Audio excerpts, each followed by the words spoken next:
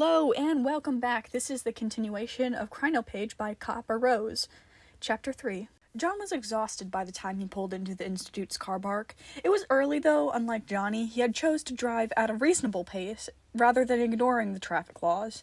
The voice in the back of his head helpfully informed him that he was a massive pussy more than once during the drive, but he opted to ignore it. The workday had already started in the Institute, but John almost hoped the rest of the archive team weren't in. Perhaps they were looking for him? Elias almost certainly knew by now that he had freed himself. Might even known about Johnny at this point. Maybe even knew the whole time. He would have to face the music eventually, he supposed, so he made his way inside. Eyes were on him almost immediately. Staff from various departments had been side-eyeing him ever since he had returned to work some time ago. Legally, he had been cleared of murder, but he still had been accused of killing an old man and gone into hiding afterwards. So it was really no wonder that most of the staff gave him a wide berth. But this was different. It wasn't just suspicion on their faces, but genuine fear. Whether it was fear of him or for him, he couldn't quite tell. Either way, no one approached him in the fact that most of them scurried away as quickly as they could manage. The only person not to run from the sight of him was poor Rosie, trapped behind her desk and only able to awkwardly gawk at him as he made his way. She didn't speak to him, certainly didn't try to stop him, but he made his way down the stairs leading to the archive. He did hear her make a call in and very quietly say, "Mr. Bouchard?" before he was out of earshot. "That was odd," he muttered to himself, and he heard Johnny laugh in response. "What do you expect? You're a fucking mess," he told him in a rather mocking kind of way. John paused and looked at himself, finally properly taking in his appearance since leaving the waxwork building. He was indeed a mess. Blood and ash and dirt and several other materials clung to him, the lotion he was covered in making it all the easier for it to cake onto his skin. His long hair, which has always been difficult, was a mess and would take hours to wash and untangle. His shirt was ruined, absolutely riddled with holes that were clearly where he had been punctured by something. Multiple somethings, in fact. Which made the blood absolutely covering his shirt look all the more concerning.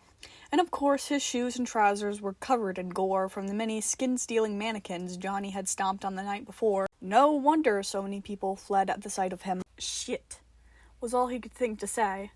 For a moment he considered fleeing the Institute himself. Perhaps he could run home and shower? Except that his home had been with Georgie, and he had disappeared without a word a whole month ago. So who knew if she'd want to see him again, and if he did show up at her door, what would he tell her? He couldn't show up to her flat unannounced. He couldn't do that to her again. Especially not when he knew it wouldn't be for very long. After all, he wouldn't exist for much longer anyways. No, he needed to be in the archive for now. It was where his team was, and it was perhaps where he was safest in the world, and it was away from Georgie, where he couldn't cause her any more trouble. John pushed through the heavy doors leading to the archive, and only got a few steps before he heard gasps. To his surprise, his whole team was in, even Tim, who had taken to avoid coming to work whenever possible, and they were looking at him, just the same as the rest of the Institute staff. "Christ, John, what happened to you?" Melanie gaped at him. He paused for a long moment, trying to process the question before he said the only thing his frazzled mind could produce. "Clowns." He felt dumb the moment the word came out. The little laugh Johnny gave in his head not helping matters at all, but immediately a gentle hand was on his shoulders, guiding him to sit. He was vaguely aware it was Martin, who, with his ever-delicate nature, was helping him onto his own chair, not minding that it would ruin it with the mess he was covered in. John had to fight with himself not to smile at his worried face and his rusted-colored locks that just a few hours ago he had thought he might never see again. It hadn't occurred to him until that moment, but he was fairly certain he missed them all terribly while being held captive. "Are you hurt?" Martin asked in a panicked kind of way before he shook his head immediately. What am I talking about? Of course you are. God, is that blood all yours?" Martin pushed a bit of hair out of his face and lightly brushed his cheek, seemingly tried to get a better look at him. It was entirely innocent and certainly didn't have any ulterior motives, but he almost forgot to breathe as his fingers gently glanced at his skin. In an instant, his mind was flooded with images of mannequins digging lotion into his skin and holding his jaw so they could force-feed him. Their horrible fingers made of plastic and wood and metal and stolen skin. He couldn't help it. He recoiled and wrenched as new tears began to fall. He tried to shake his head, tried desperately to explain himself, but no words came out. Only sobs, as if it was all the stress had come back all at once, and he was powerless to stop it. could only bury his face in his hands and fall apart in front of them. "Easy, kid," he heard whispered in the back of his mind. Of the things he expected from someone like Johnny, receiving soothing and comfort from him wasn't exactly on his list. "Listen to me, okay? You're having a panic attack. Close your eyes. Deep breaths, nice and easy. Good." John was loosely aware he was following his instructions. His method seemed to be effective, making him wonder if Johnny ever had such problems himself. Or perhaps some member of his crew? He found that to be a quite strange thought, a murderous, immortal space pirate having a panic attack. Everyone had their issues, he supposed, though he had thought he had outgrown this one somewhere back in uni. He didn't know how long he sat there, struggling to control himself, but eventually his breathing became regular and he was able to open his eyes again. Martin was still beside him, but he had clearly moved, and now held a mug in his hands, looking more than a little worried. Melanie was poring over her phone, discussing the best methods to help a panic attack with Basira, who looked at a loss. Like she didn't know what to do, like she barely knew him at all, and Tim hadn't moved. He was still staring at him. There was none of the typical anger that John had gotten used to seeing from him, and instead there was a look more like worry than anything else. Like he might have looked before John had become a complete bastard to him and ruined one of his only friendships. Very delicately, Martin offered him the mug he was holding. "I got you some water. I think I read somewhere that can help. Are you okay?" "Thank you." He nodded in a bit of a daze, accepting the water and holding it to his chest like it gave him comfort just to have it. It wasn't Martin's tea, something that really might have given him some comfort, but he had thought of him and was worried about him, and that was enough. "I should be fine now." "You should be fine now?" Basira gawked back at him. She sounded off, looked a bit off as well. He couldn't pin her down, but it didn't feel like the Basira he had known before he'd been taken back by the circus. "I don't think I've ever seen you like this before. What the hell happened?" "Wait, is that? It can't be. What are they doing here? No way they were a cop, not even as a joke." John paused, not sure which of them to respond to at first, but decided it was more sensible to not acknowledge Johnny in front of the rest of the archive staff. The circus. He had started and then hesitated. How should he explain this? "I've been spent the last month being held captive by mannequins. They wanted to use my skin for the unknowing, wanted it to look nice, I suppose, so they moisturized me daily." He felt bile rise in his throat, and he shuddered at the thought of it again. Immediately he downed the water he was given, trying to wash down all the vile taste and memories of the last month. He then wrapped his arms around himself as vivid memories of those hands came crashing back to him all over again. Was this going to be the rest of his life? Randomly remembering how he was violated by those things and shutting down? Lord, he hoped not. What a terrible way to live his last few days. Shit. It was Tim who had said it, softly but full of anger. That's fucked. He looked like he didn't know what else to say, just sat there and fumed. I supposed if anyone had an opinion on non-consensual touching, it would be the archive's resident manhole. Johnny said, clearly trying to sound playful. His joke fell flat, with only John able to hear it, but also stunned him so much that it managed to chase off the horrible sinking feeling that had been returning to him.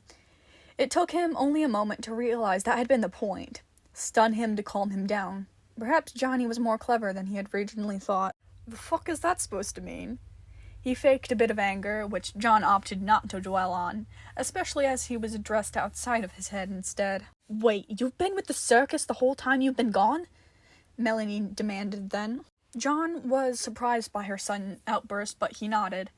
Yes, they kidnapped." He shuddered and paused to breathe. Why was this so hard for him? He was normally quite good at telling stories. It was what practically he did for a living. Kidnapped me.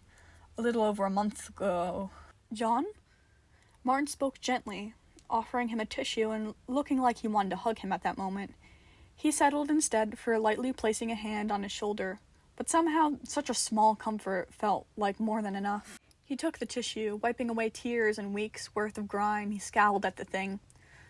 "Goodness, I must look disgusting." He gave a worn-out kind of laugh. "You look fine, John. Martin insisted, forcing a smile in spite how sad he was clearly in that moment. Nothing a bath and change of clothes couldn't fix. Johnny seemed to hum a bit at that. Okay, I'll admit, I can see what you like about the guy. He's nice. I normally don't get nice from people. He had stifled a laugh, but couldn't suppress the smile, feeling as warm tears were bubbling over all over again. A bath would be so nice. He felt foolish saying the words. He was a grown man crying over the thought of a bath, and perhaps also the way his coworker was smiling at him. But really, truly, a bath would be very nice, and also quite a nice smile. Tim brought his fist down on his desk, looking furious and startling everyone. Elias made it sound like you were away traveling. He must have known they took you. Elias. Of course he knew. Johnny snarled in his ear. He probably watched the whole time. Probably beat himself onto it, the voyeuristic creep. John resisted the urge to gag again at the thought of such a thing. Well, we don't have to worry about the circus anymore, he said with only a bit of struggle, trying desperately to think of any other thing than Elias pleasuring himself to John's suffering. It was only vaguely working, unfortunately. Quite a bit happened, let's say. I think I'd like to know more than that. A voice spoke from the entrance to the archive. Standing there was Elias, looking a blend of curious and confused as his eyes focused on John. You have a lot of nerve showing your face down here. You knew he was taken by the circus and you didn't tell us. Melanie snapped at him. What would happen if he died? Well, it's quite lucky he didn't. Elias answered back rather nonchalantly. You could have told us where he was. We could have found him and brought him home weeks ago, Basira insisted. She was looking at John in an uncertain kind of way, but there was still something undeniably protective there.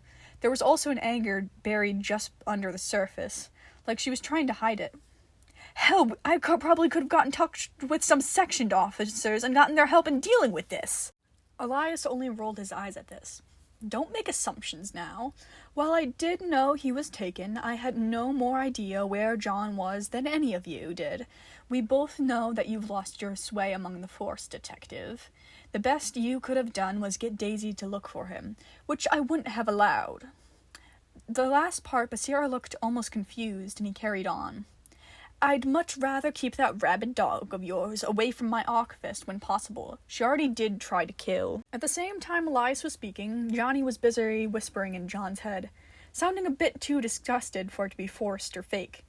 John, don't take this the wrong way, but I think our boss wants to fuck. Please stop talking! John snapped aloud. It was directed at Johnny, but it did have the added benefit of shutting Elias up as well. The man looked surprised by his outburst and gave the others a chance to jump in. I call bullshit, Tim accused, not entering his claims for even a moment. You didn't know where he was at all? You expect us to believe that? You still should have told us, Martin added, the hand on John's shoulder squeezed a little bit more firm. It was oddly nice, grounding in fact. His mind might have spiraled out from under him if he kept thinking too hard on the circus. He felt stabilized by Martin's soft presence. Even if you didn't know where he was, you should have let us known something had happened to him.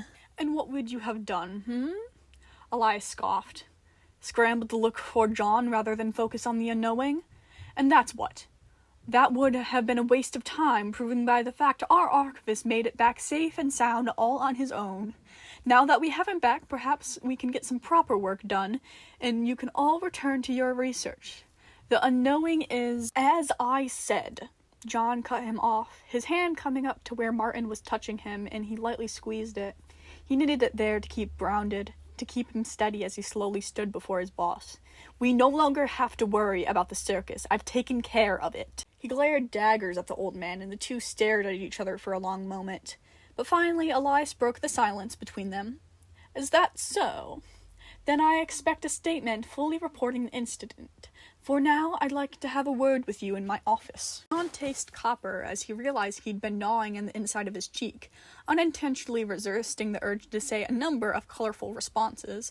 As Elias began to leave, he felt himself shake and found the words, although they sounded far more like they belonged to Johnny than they did to him. "I warn you, Bouchard, you do not want to be alone with me in a room right now." The words came out sounding much like a threat, which was good because that's exactly how John intended them. Elias turned back, focusing his cold gray eyes on him. "And what exactly is that supposed to mean?" he taunted. John didn't even think about it. The fury that would have never suited him until that moment boiled up to the surface. He had almost completely forgotten about the makeshift blades that Johnny had shoved into his pockets hours ago at that point, right until he had mindlessly fished one out and thrown it at Elias. It was embedded into the older man's shoulder before anyone was even sure what was happening. Multiple surprise screams followed. Martin's hand was gone in an instant, but he didn't need help grounding himself anymore. Blood was rushing in John's ears, and he drowned them all out like static, and adrenaline was pumping through him. He gladly fed onto it at that point, letting the man a kind of smile spread across his face. "It means," he spoke with venom in his voice, "that in the past few hours I have killed dozens of those things, with everything from a table leg to a severed arm to stomping them into the pavement, and I've learned that I'm quite hard to kill, so unless you'd like to be added to the list of things I've killed today, I suggest you get the fuck out of my archive." It took less than a second for Elias to fully process what was happening before he had rushed himself out of the door and far away from John as he could get. Everyone watched him with some kind of mute horror, except John, who couldn't help the grin spread across his face ever wider and the chaotic laughter that bubbled up in his chest. "Holy shit, that was awesome!" Johnny praised him at first, but stopped after a moment. Shit, you good, John? You seem kinda..." Same time, Martin gave a little worried sound. "John, what are you thinking? Do you want to get yourself arrested?" "I think I'm losing my mind," John answered back with a hysterical laugh, though he didn't know exactly which he was talking to anymore. "Fuck, I think you maybe need to be a little less like me right now," Johnny suggested, as if he could simply turn off the growing mania that was overtaking him. Hey, easy," Basira tried to calm him then, somehow clearing the room without him noticing. She was touching his face and looking into his eyes, like she might find something unnatural there. Perhaps she might. "Listen, I think you might be in shock. It's natural when you've been through something stressful like this. Can you tell me your name? Where you've been?" "I'm not in shock, though." He laughed again, suddenly gripping both of her shoulders far too hard and giving her a hard shake, shocking everyone in the process. He paused and struggled to fight off another burst of laughter. "I'm not real, and I think it's already blurring together." "John, don't freak out on me already," Johnny insisted. "Trust me, just let them go and go to your office. Let's talk about this." Before he could even consider the suggestion, Basir responded first. There was a look in her eyes that he couldn't place, and before he knew it, he was being shoved hard, stumbling backwards, going over Martin's chair and falling to the ground. His head met the tile floor with a loud crack. He could hear gasps and cursing, and Basira swearing that she didn't mean it to do it. And then the world went dark. And that is it for today. Recording took maybe 2.5 hours, so not too bad, but I did do it in one sitting, which I normally break it up into like 2 parts or so. That's alright. I love the tiny little details of Basira having something different with her. Oh, also, I freaking love just writing and recording like Elias. He is so awful. I really do hope you hate him just as much as I do. I hope you all enjoyed this for today. I hope you have a good morning, evening, or night. As always, make sure you give kudos to Copper Rose, and make sure to drink water. Bye!